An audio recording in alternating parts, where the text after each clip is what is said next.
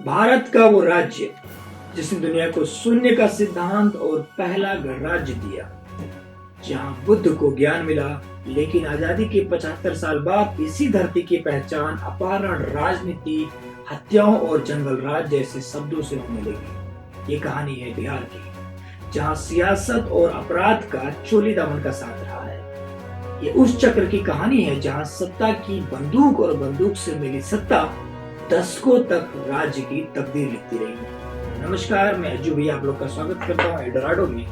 बात करेंगे बिहार की, लेकिन ठहरिए, ये कहानी सिर्फ कुछ नेताओं या अपराधियों तक नहीं है।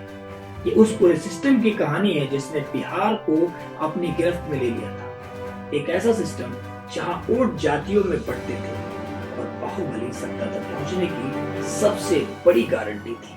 तो चलिए पलटते हैं इतिहास के इस पन्ने को और समझते हैं कि आखिर बिहार कैसे बना। आजादी के बाद बिहार के सामने एक नई सूबे की उम्मीद थी। राज्य के पहले मुख्यमंत्री श्री कृष्ण सिन्हा के नेतृत्व में बिहार की नींव रखी जा रही थी। बड़े कारखाने लग रहे थे, बांध बन रहे थे और एक औद्योगिक भविष्य का सपना देखा जा रहा था। 1951 से 52 की शुरुआती दौर काफी अच्छी थी, शांतिपूर्ण थी। इस दौरान राजनीति में एक आदर्शवाद जिंदा था। 1960 का दशक जाते जाते जाति सियासत का सबसे बड़ा हथियार बन गया। पिछड़े वर्गों और दलित ने राजनीति की चेतना जगाई और अपना हक मांगना शुरू किया। इसी सामाजिक उथल पुथल के बीच अपराध ने राजनीति में पहली दस्तक दी। साल 1965 में एक पूर्व विधायक शक्ति कुमार की हत्या हुई। इस घटना को बिहार में राजनीतिक हिंसा के रूप में नए और खतरनाक दौर के शुरुआत के तौर पर देखा गया। उस वक्त शायद ही किसी ने सोचा होगा कि ये सिर्फ एक घटना नहीं बल्कि एक ऐसे ट्रेंड की शुरुआत थी जो आने वाले दशकों में बिहार की सियासत को खून से लाल करने वाला था। 1970 का दशक बिहार के लिए एक राजनीतिक भूचाल लेकर आया। कांग्रेस का दबदबा टूट रहा था और सत्ता की कुर्सी डमाडोल थी। मुख्यमंत्री आते जाते रहे, जिसने प्रशासन लगभग ठप पड़ गया था और एक राजनीतिक खालीपन पैदा हो गया था। इसी खालीपन को भरने के लिए दो बड़ी ताकतें उभरी। एक तरफ जयप्रकाश नारायण के नेतृत्व में जेपी आंदोलन ने छात्रों और आम लोगों को भ्रष्टाचार के खिलाफ खड़ा कर दिया। यह आंदोलन पूरे देश में फैला, लेकिन इसका दिल बिहार में ही था। इमरजेंसी के दौरान इस आंदोलन को बेरहमी से कुचलने की कोशिश हुई, लेकिन बिहार की राजनीति को हमेशा के लिए बदल दिया। दूसरी तरफ जमीन और एक और हिंसक आंदोलन ने अपनी जड़ें जमा रहा था। नक्सलवाद जमींदारों के शोषण और गरीबी से तंग आकर कई भूमिहीन युवाओं ने हथियार उठा लिया। पश्चिम बंगाल से नक्सलवाद से उठी ये चिंगारी मध्य बिहार के भोजपुर और पटना तक पहुंच गई।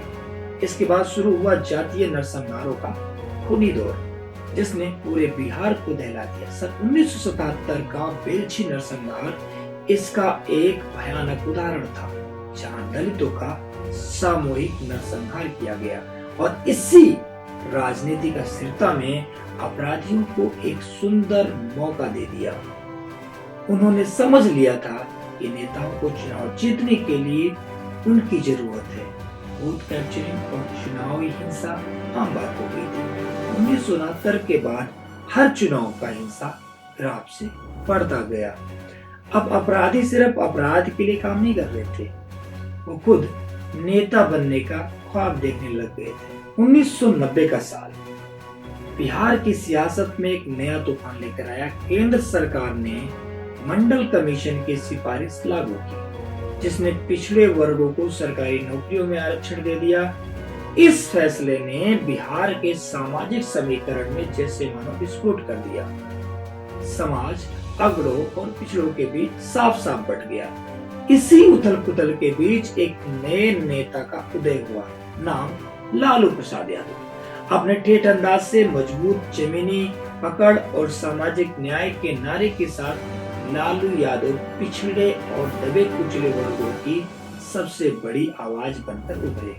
1990 में जब वो मुख्यमंत्री बने तो ये सिर्फ एक व्यक्ति की जीत नहीं थी, ये दशकों से सत्ता से दूर रहे एक बहुत बड़े तबके की जीत थी। लालू के आने के बाद बिहार में लाखों लोगों को इज्जत और आत्मविश्वास मिला। उन्होंने उन लोगों को आवाज दी जिन्हें सदियों से खामोश रखा गया था। लेकिन सामाजिक न्याय की इस राजनीति का एक दूसरा अध्याय भी था। प्रशासन और कानून व्यवस्था पर सरकार की पकड़ ढीली पड़ने लगी थी। जातीय गोलाबंदी इतनी मजबूत हो गई कि अपराध को भी जाति के चश्मे से देखा जाने लगा था। चुनावी हिंसा अपने चरम पर थी। 1985 के चुनाव में 69 लोग मारे गए, जो एक रिकॉर्ड था। 1989 के भागलपुर दंगे ने राज्य सरकार के नफरत की एक ऐसी खाई खोदी जिसमें 1000 के करीब लोग मारे गए और प्रशासन पर गंभीर सवाल खड़े हुए।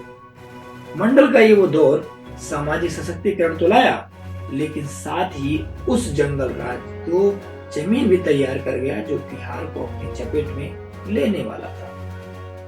1990 से 2005 का दौर बिहार के इतिहास का सबसे काला अध्याय है। ये वो दौर था जिसे जंगल राज के नाम से जाना गया। ये सिर्फ एक शब्द नहीं, बल्कि बिहार के करोड़ों लोगों की जीती जाती हकीकत थी। कानून का राज मानो खत्म हो चुका था। अपहरण एक इंडस्ट्री बन गया था।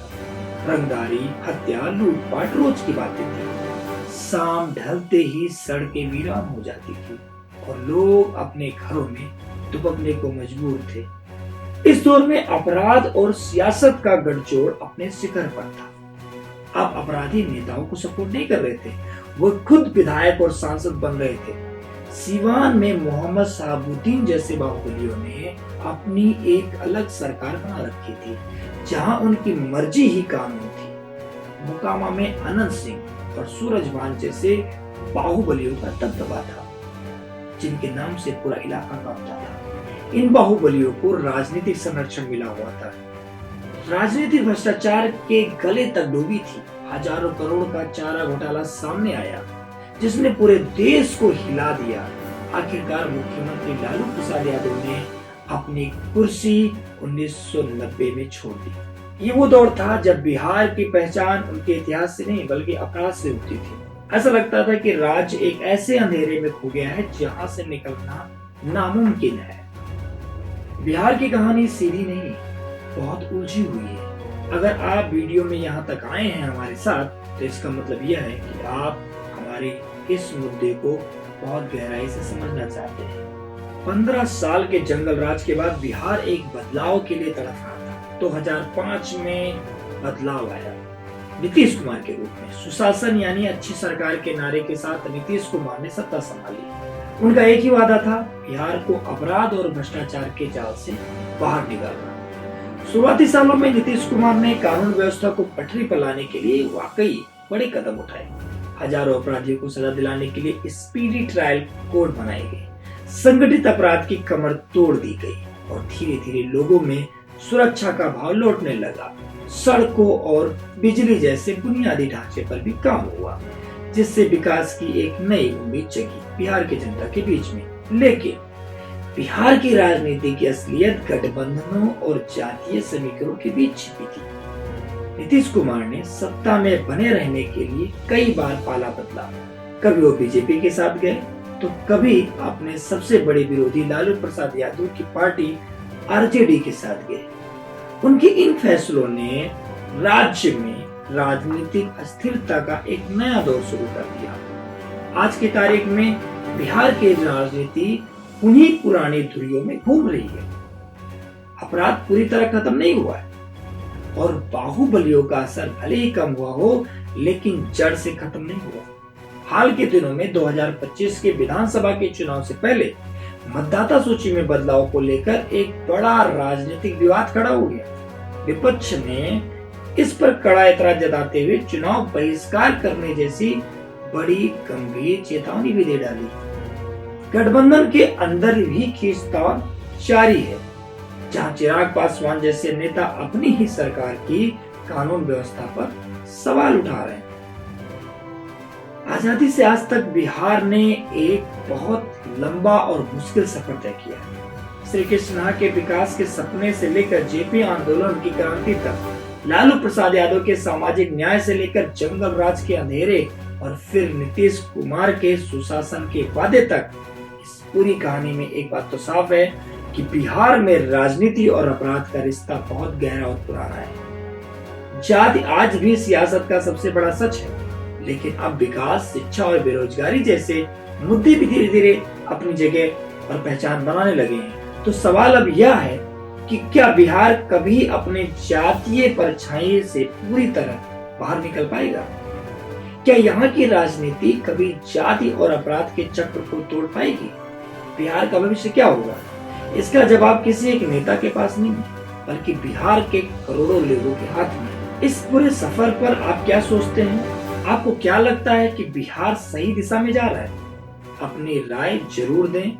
आपको वीडियो अगर पसंद आई है तो आप अपना कमेंट हमारे कमेंट बॉक्स में जरूर लिखें और हमारे चैनल को सब्सक्राइब करें। एल्डोराडो देखने के लिए आप सभी का धन्यवाद। मिलते हैं एक नए और विशेष मुद्दे के साथ में इस शोज में। तब तक के लिए नमस्कार।